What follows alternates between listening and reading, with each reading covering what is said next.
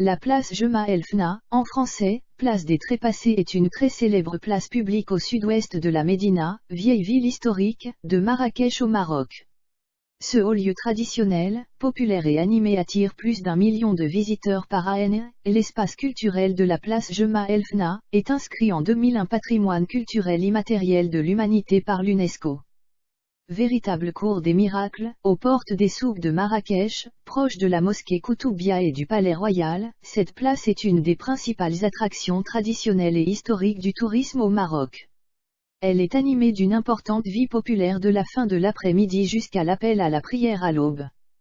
Vers 17 h, de nombreux forains, camelots et artistes de rue installent leurs nombreux restaurants ambulants et attractions et la place devient rapidement noire de monde avec une ambiance festive familiale, calèches, bonimenteurs, porteurs d'eau, cracheurs de feu, arracheurs de dents, montreurs de singes, charmeurs de serpents, acrobates, saltimbanques, diseuses de bonne aventure, tatoueuses au bar-oblique-mine.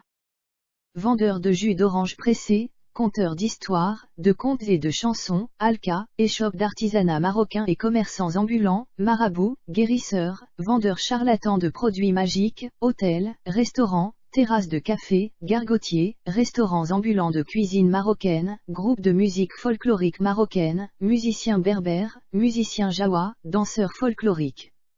La place Jemaa El Fna raconte à travers ses conteurs, ses danseurs, ses vendeurs d'eau et ses charmeurs de serpents, l'histoire du Maroc d'hier et d'aujourd'hui tout en subjuguant ses visiteurs par son charme.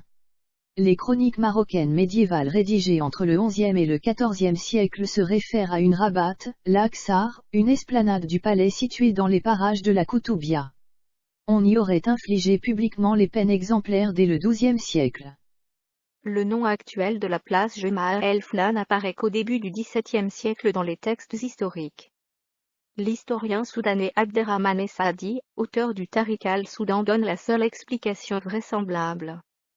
Le sultan saoudien Ahmed al-Mansour aurait projeté la construction d'une grande et merveilleuse mosquée sur la dite place.